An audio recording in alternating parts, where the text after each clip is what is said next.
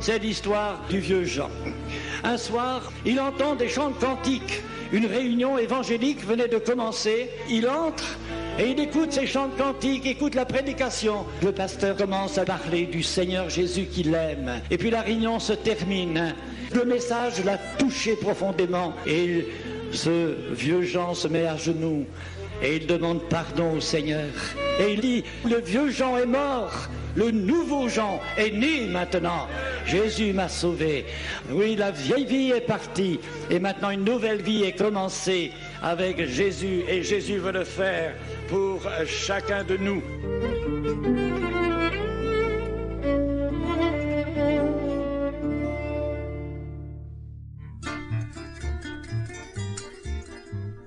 De cette simple cave à Brest en 1952, où 7 tziganes se sont convertis à l'évangile, à ces milliers de caravanes réunies à Nevoy dans le Loiret, il s'est passé à peine 70 ans. L'histoire hors du commun de ces multiples conversions chrétiennes est appelée le réveil tzigane. Aujourd'hui, avec 120 000 baptisés encadrés par plus de 2300 pasteurs, la mission évangélique des Tziganes de France, Vie et Lumière, est l'une des communautés protestantes les plus importantes de France. Vie et Lumière est aussi présente dans 44 pays dans le monde, représentant 1 300 000 personnes. Dans cette cave de Brest, sous l'action du Saint-Esprit, un tzigane l'avait prophétisé. Nous venons à pied, à cheval, en voiture. Je vois le réveil qui s'étend comme un raz-de-marée.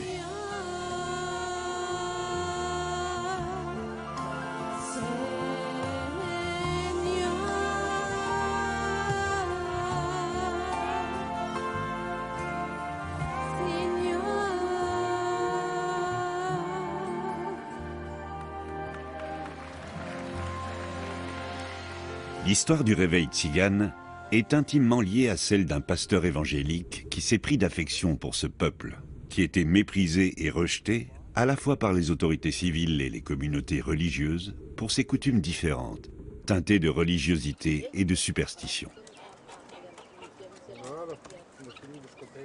Ce pasteur, un gadjo qui ne faisait pas partie de la communauté des gens du voyage, s'appelait Clément Le Cossec.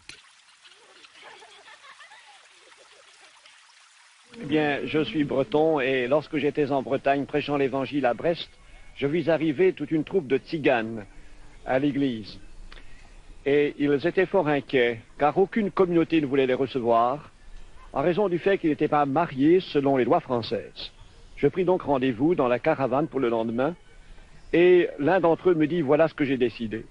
Puisqu'aucune église ne veut me recevoir, je vais descendre dans une rivière avec ma femme, je mettrai la Bible sur l'herbe, je baptiserai ma femme et ma femme me baptisera. Comme ça, je serai en règle avec la parole du Christ qui a dit, celui qui croira et qui sera baptisé sera sauvé. Quand j'entendis ces paroles, je fus profondément touché. Je les ai invités donc à venir à l'église à une réunion de prière. Et ce soir-là, le Saint-Esprit descendit sur eux comme lors de la Pentecôte. Ils furent remplis d'Esprit Saint, se mirent à parler en d'autres langues. C'était quelque chose d'extraordinaire. Et quelques jours après, j'avais le privilège de les baptiser dans la mer.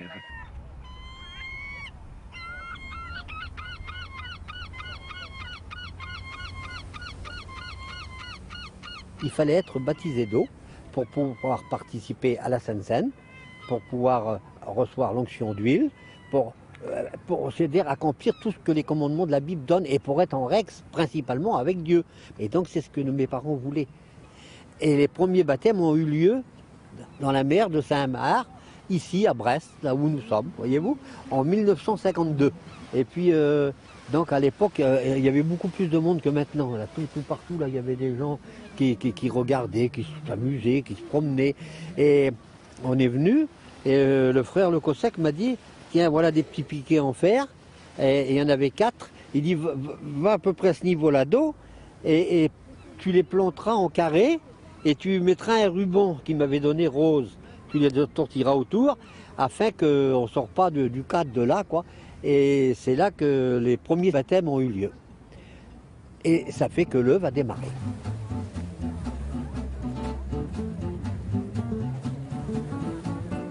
Grâce au témoignage des premiers baptisés, l'évangile se répand rapidement dans les communautés tziganes de Bretagne et dans d'autres régions voisines.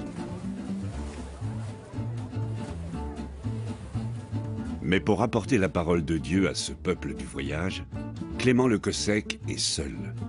Ses confrères pasteurs sont réticents à le suivre et ne comprennent pas sa démarche d'évangélisation. Clément Le Cossec ressent alors la nécessité de former des bergers au sein même de la communauté tzigane. Sur les routes, il n'avait pas de conducteur spirituel. C'est alors que, suivant les indications de la parole de Dieu, j'établis des anciens, des conducteurs spirituels, des conducteurs de groupe, pour mettre de l'ordre dans les réunions de prière, dans les cultes. Et c'est ainsi que sont nés les premiers prédicateurs tziganes. À l'époque, les gens du voyage ne savaient pas beaucoup lire, pas beaucoup écrire. Mais Clément, tout de suite, l'histoire qu'il me racontait, c'est que quand il arrivait, il s'apercevait si un homme était capable de se détacher de ce groupe, si c'était un leader naturel, et s'il voyait que cet homme était accroché par la foi, et que cet homme s'engageait avec Jésus-Christ, il disait « Tu vas servir le Seigneur ». Il ne parlait pas de pasteur à l'époque, parce qu'il n'y avait pas de formation, il ne parlait pas de prédicateur, mais il disait « Veux-tu être un berger pour ton peuple? Veux-tu être un berger pour ton groupe ?» Et si la personne répondait favorablement, il avait son petit calepin et il notait le nom. Aujourd'hui, à telle heure, un tel devient un berger.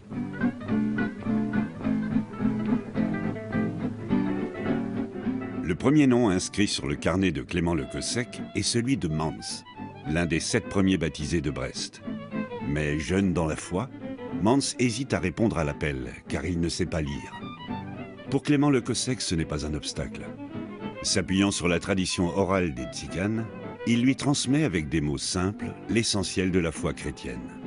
Parfois, pour marquer sa mémoire, Clément Le Cossec n'hésite pas à lui dessiner des scènes bibliques.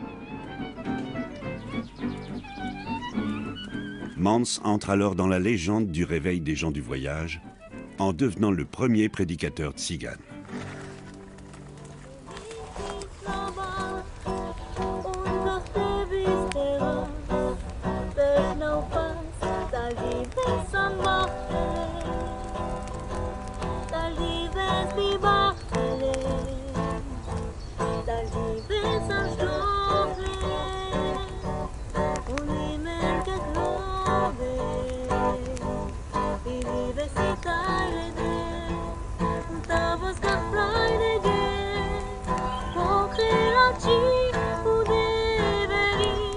Il y a 60 ans en arrière, on ne trouvait pas de prédicateur facilement. Hein. On allait dans les assemblées de Dieu, comme ça. Mais les prédicateurs se sont formés et on était heureux après. Hein. Et moi-même, je suis devenu prédicateur après. Alors c'était un grand boom dans notre famille surtout. Hein. C'était merveilleux. On était 4-5 prédicateurs dans la famille. J'avais Mans, monsieur mon frère, j'avais aussi mes neveux, surtout mes neveux, hein, et ils m'ont suivi. Hein. J'ai eu beaucoup de la responsabilité des jeunes étudiants, et ça a été merveilleux, quoi. Et notre peuple s'est agrandi comme ça, hein. Ça a fait boule de neige. Parce que la vie chrétienne, je le dis souvent, moi, dans ma prédication pour les croyants, c'est une continuité avec Dieu.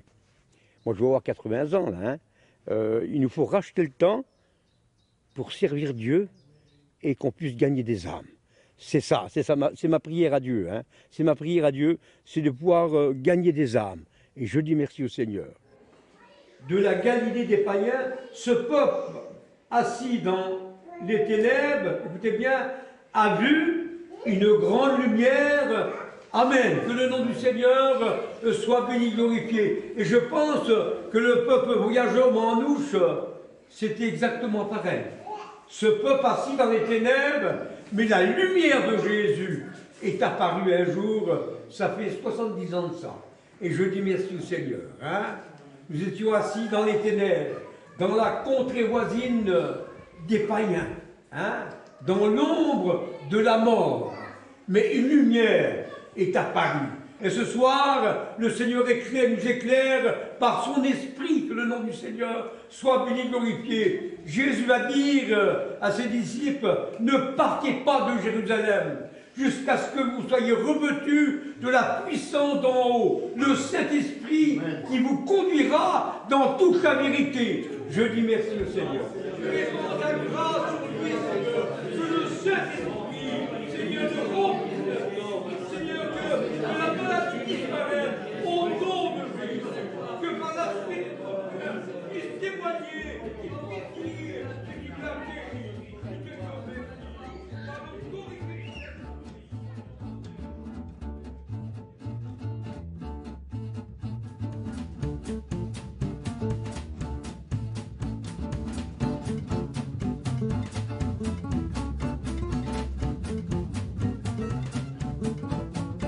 Dès que le Saint-Esprit se répand sur eux, les tziganes deviennent d'enthousiastes témoins de Jésus-Christ. La bonne nouvelle de Jésus, comme ils aiment à le dire, se répand parmi le peuple comme une traînée de poudre.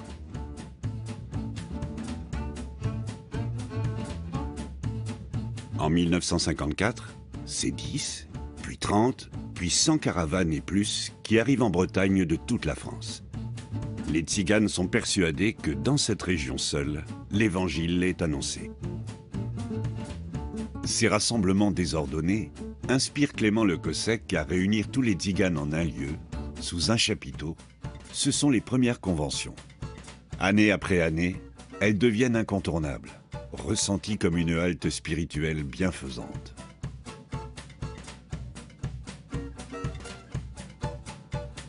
En 1958, la mission tzigane continue à s'agrandir et passe le cap des 3000 baptisés. Pour officialiser ce mouvement, Clément Le Cossec décide de l'inscrire comme association cultuelle. En 1961, elle prend le nom officiel de Mission évangélique des Tziganes de France, appelée Vie et Lumière.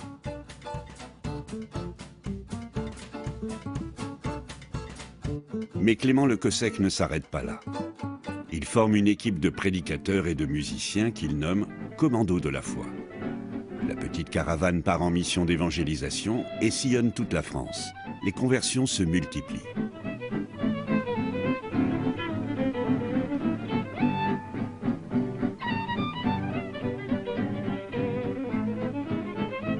Pour continuer ces missions d'évangélisation, il faut former des nouveaux prédicateurs toute l'année. Clément Le Cossec, qui n'est jamais à court d'idées, crée alors une école biblique roulante. Je pense qu'il fallait être fou ou gitan pour tenter une telle expérience. En effet, réfectoire, salle de cours, salle d'études et dortoir étaient sur 10 mètres carrés environ, une toute petite caravane de rien du tout. Seulement, nous avions oublié les grandes difficultés tziganes, c'est-à-dire le stationnement. Ce qui fait que, en plein cours, quelquefois il y avait l'intervention des autorités et il fallait partir. Alors le petit groupe se disloquait sur les routes et nous reprenions nos cours 2 ou 3 jours plus tard. Ah ça c'est une belle photo aussi ça, regarde ça. Les premières conventions ça. Voilà c'est encore des photos. Ça c'est son chapiteau qu'il a fait là, il faisait des évangélisations là. Soyez les bienvenus dans la tente de l'évangile. Il n'y avait pas la moustache, moi, pour une fois. Comment elle est rasée, là.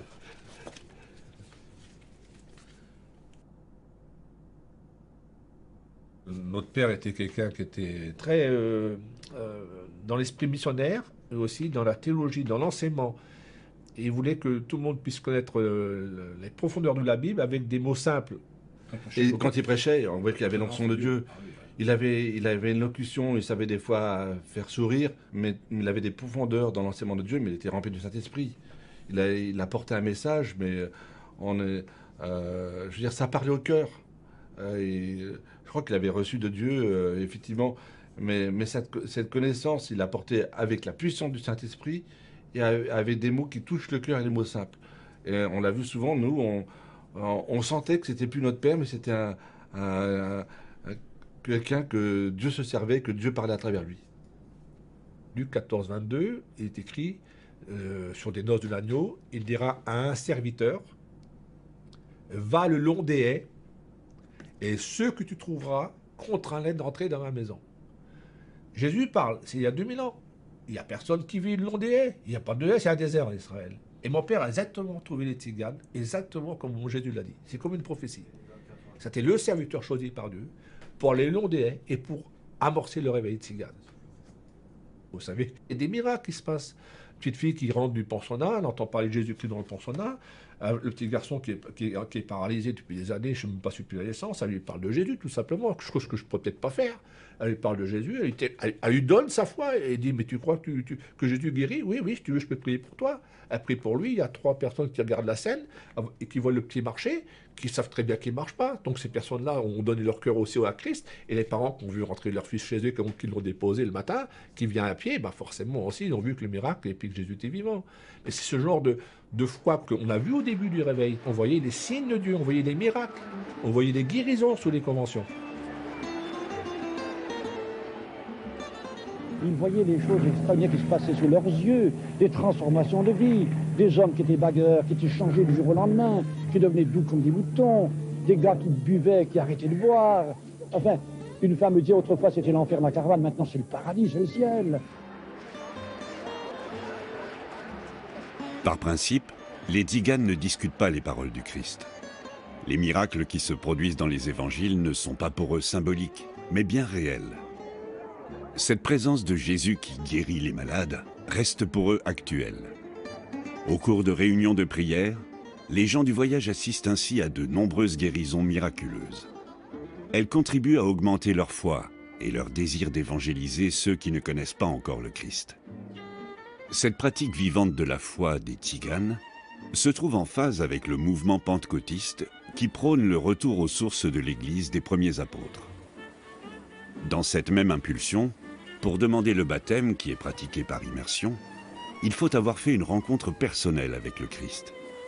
Ce choix, fait librement à l'âge adulte, insuffle aux membres de Vie et Lumière une foi plus vivante et surtout plus consciente.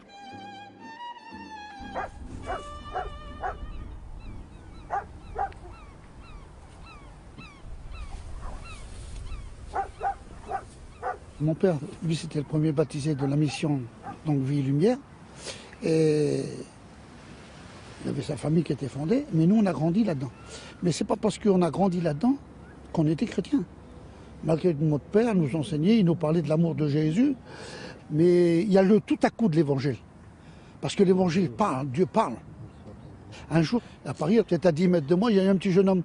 Il m'a regardé, il m'a dit, je vais vous dire une chose. Il dit, je peux te dire qu'il t'a aimé. Et tu ne l'empêcheras pas de t'aimer. Il dit, parce que ses pieds ont été percés, ses mains, son côté, c'est pour toi qu'il est mort. Et à travers ces 5 paroles, une puissance que je ne connaissais pas, que vous ne connaissez pas. Mais cette puissance, c'est la puissance du Saint-Esprit. Elle a tombé sur moi et elle m'a écrasé. J'ai senti quelque chose. Alors dans mon langage, en tant que gitan, je dis, il y a Chomoni, ça veut dire il y a quelque chose qui se passe. Il y a quelque chose. Mais je ne voyais pas les gens autour de moi. Il y a quelque chose qui se passe. Et je sentais que ça dans mon intérieur, que j'étais sale, que j'avais besoin de ce Jésus-là, que je ne connaissais pas, que mon père m'a parlé, mais qu'il ne s'avait pas fait connaître à moi. Et là, j'étais sale. Et j'ai couru. Et je le voyais par terre, il me dit, tu passeras devant Dieu, que tu veuilles ou que tu ne veux pas. Et là, comme j'ai pris le métro, je pleurais, des larmes coulaient de moi. Mais c'était des larmes amères. Moi, je vous dis exactement comment ça s'est passé, vous savez. Des larmes amères de péché. Il me montrait toute ma saleté, mon corps, que j'étais, parce que nous avons été enfantés dans le péché à cause d'Adam et Ève. Et ça s'est étendu sur toute la race humaine. Il n'y avait pas de gitans, il n'y avait pas de sédentaires, c'était le monde entier. Et là, qu'est-ce qui s'est passé? Je pleurais. Et comme j'ai monté, parce que j'habitais à côté de la place de l'Étoile, comme j'ai monté dans l'immeuble, là, je voyais Paris comme ça. Mais là, c'était la première fois que ça m'arrivait. Là, j'étais à genoux et puis je pleurais. Cette puissance-là. Mais en même temps, elle me montrait une puissance qui était bonne, une puissance qui était remplie d'amour. Et j'ai dit une parole qui est sortie de ma bouche. Quelle est la solution? Qu'est-ce qu'il faut faire? Et là, le Saint-Esprit parle. Parce que le Saint-Esprit parle. Le Saint-Esprit se sert de la parole. Et le Saint-Esprit m'a dit, regarde à droite. Et j'ai vu sur la droite, j'ai vu un crucifié. Et l'Esprit me disait, lui, pardonne ton péché. Et il me l'a dit 2 fois. Et vous savez qu'est-ce que j'ai fait? Je dis, Seigneur éternel, je te demande pardon. Et là, je peux vous dire, il s'est passé une chose extraordinaire. C'était plus des larmes amères du péché, c'était des larmes de joie. J'avais fait cette rencontre personnelle avec ce Jésus. Et ça fait 45 ans que ça dure. Je ne suis pas attaché avec des chaînes. Rien m'attache, mais je suis attaché à Jésus. Alors, la boisson, j'en veux plus, la cigarette, j'en veux plus, les sorties, j'en veux plus, faire du mal aux gens, j'en veux plus du tout, parce que la Bible me dit, le bien qu'on voudrait qu'on me fasse à moi, Jimmy, ben fais-le toi d'abord aux autres. J'ai reçu l'amour, et on appelle ça la nouvelle naissance.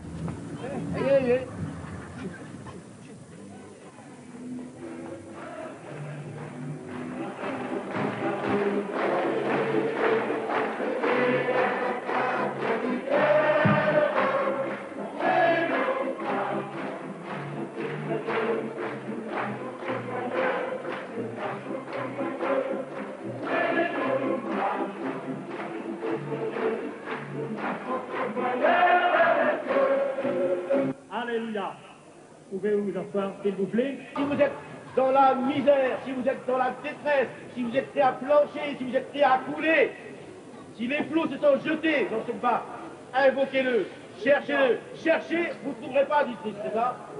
Cherchez, vous trouverez. Demandez, vous recevrez. Frappez, je vous ouvrirai. Matthieu 7,7. Ce n'est pas ceux qui me disent Seigneur, Seigneur, Seigneur qui seront sauvés, qui iront au ciel. Ceux seulement qui font ma volonté. Évangile de Matthieu, chapitre 7 et verset 21. C'est marqué là-dedans. Voyez-vous? Alors voulez-vous être de ceux qui veulent faire la volonté de Dieu? Ou allez-vous vous laisser dormir dans votre vie?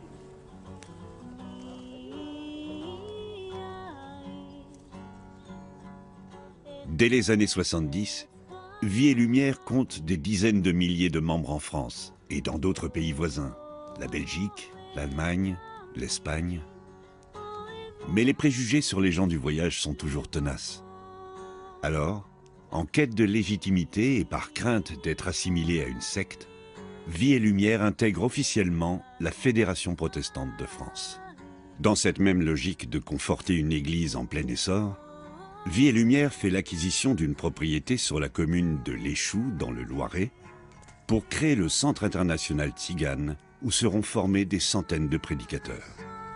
C'est à cette période que Clément Le Cossec, voyant que l'œuvre accomplie en France est désormais solide, et désireux d'évangéliser les gens du voyage dans le reste du monde, décide de céder la présidence de Vie et Lumière. Son successeur sera Georges Meyer, dit Jimmy, un tzigane. Aujourd'hui, on a une réelle foi basée sur quelque chose de solide, dont le fondement, en fait, est le Christ Jésus, notre Sauveur. Nous avons trouvé quelque chose de véritable, et quelque chose qui a changé la vie du gitan, et c'est cela qui met la note de vérité dans la foi que nous avons. Nous n'avons pas apporté une idée théologique, une connaissance plus grande que les autres, mais une foi tout simplement qui se vit et qui change l'homme. Et voilà ce que le gitan a apporté tout simplement.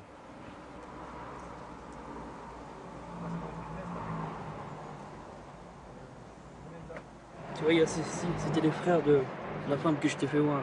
Ah oui, C'était frère. Oui. Ça, c'était une réunion chez... Ça, c'était un Julien, ça? Oui, un chien, oui. Peut-être pas, c'était pas un si grand chapiteau. Non, ça c'est Masson et Savé. Masson et Savé, oui. Ben, Masson, je l'ai bien connu aussi. Une photo, j'ai dû voir une photo de leur famille, en fait. Ah oui, il y en a plein. Bah, leur papa, ça a été le réveil chez nous, leur père. Donc pour nous, ça reste une personne importante, le Cossec. Même eux deux, c'est vrai qu'ils sont importants pour nous. On parle tout le temps d'eux, on prie toujours pour eux, pour leur ministère, parce qu'ils ont toujours à cœur de faire des choses pour le Seigneur. Ils sont toujours là, c'est vrai, on entend toujours parler d'eux dans l'œuvre de Dieu. Ils sont chez nous, on les accueille comme si c'était notre famille. Hein. C'est notre frère en Christ en premier. Hein. Ouais, c'est comme si c'était un frère. Hein. Alors si c'est vrai dans les paroles, des fois, il a dit Balgadjo, mais bon, on ne se sent pas. On a grandi avec eux. Mais là aussi, on a vu, on allait à l'école, et dans la cour de récréation, et personne ne jouait avec eux. Alors, qu'est-ce qu'on faisait? Nous, on n'allait pas dire on ne te connaît pas aujourd'hui parce que je suis à l'école. Pareil, donc on joue avec eux. Il n'y a pas à faire de différenciation. Même s'il y a des différences culturelles. Mais le cœur est là, hein, le cœur est là. Dieu, après, il ne fait pas de préférence, mais Dieu, c'était pas un voyageur. Hein. Jésus, c'était quoi? Ah oui, c'était... alors, voilà. Après, il a voyagé en ville pour apporter l'évangile. Mais voilà. À la base, Jésus, c'était pas un gitan, quoi. Et puis le Seigneur a dit, je vais vous préparer une maison dans le ciel. Ouais. On sera tous des sédentaires là-haut. Voilà, donc il n'y a pas de différence. Pour Dieu, il n'y a pas de différence, on est tous pareils. C'est tout simple, hein.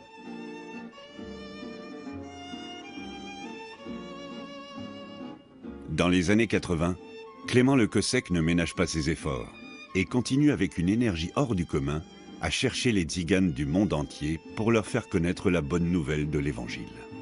Il sillonne l'Europe de l'Est, les Amériques, et va même en Inde apporter la foi chrétienne sur la terre d'origine de ce peuple du voyage.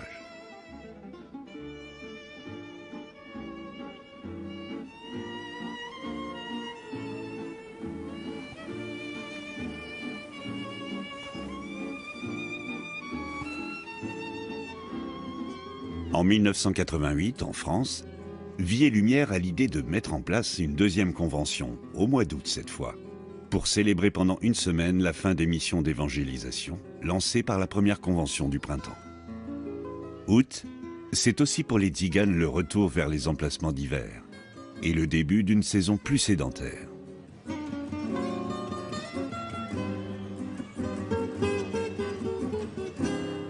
Depuis maintenant plus de 30 ans, ces deux conventions, appelées les Grands Passages, rythment le cœur de Vie et Lumière.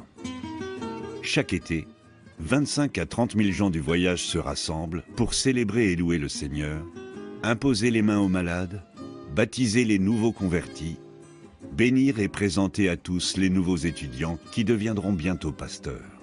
C'est un temps privilégié pour chanter à l'unisson les merveilles que Dieu a accomplies pour ce peuple du voyage.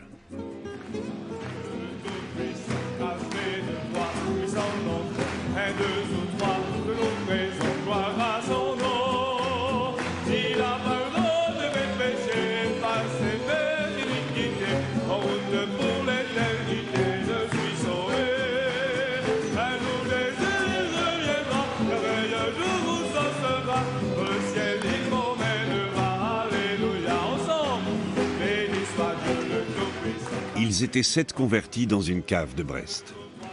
Ils sont 120 000 baptisés aujourd'hui. Les gens du voyage considèrent ce réveil comme un miracle, dont Clément Le Cossec a été à la fois un acteur engagé et un spectateur émerveillé. Se considérant toujours comme un simple serviteur de Dieu, les bras tendus vers le ciel, il soufflera le 22 juillet 2001 ses dernières paroles à ses fils. « J'ai fait ce que j'ai pu ». S'il a fait tout ça, c'est parce qu'il avait un vrai amour fraternel. Il ne regardait pas la personne selon son étiquette, son rang social. Il n'y avait pas de race, il n'y avait pas de face, il n'y avait pas de rang social. Il y avait une personne. Et puis une personne que Jésus-Christ a aimée. Et il voulait témoigner de ça. Ça a été toujours selon son parcours. C'était la course. Il marchait vite, hein, il allait partout, il était curieux. Mais assoiffé de partager cet amour et de partager l'évangile. Souvent on demande, mais comment veux-tu croire en un Dieu? Tu ne le vois pas. Mais qui peut faire ça? À part la main de Dieu. Parce que la Bible nous dit, Dieu dit, et la chose qui n'existait pas existe. Alors, on croit en Dieu, nous ne le voyons pas, mais nous croyons qu'il existe et nous le sentons. Quand on a besoin de lui, il est toujours près de nous. Et maintenant, je ne vous connais pas, c'est la première fois que je vous vois, mais si vous ne lui appartenez pas, je peux vous dire que cela. Si un jour vous l'acceptez dans votre vie, vous aurez fait le meilleur choix de votre vie, parce qu'on n'est jamais déçu. Nous pouvons le décevoir, mais lui ne nous déçoit pas. Il nous aime tellement, il a un amour, qu'il a donné son Fils pour nous. Que Dieu vous bénisse. Jésus est mon sauveur, il m'a tant aimé, le fait m'a d'être sur le calvaire. Il m'a dans son compte amour sauvé du péché, je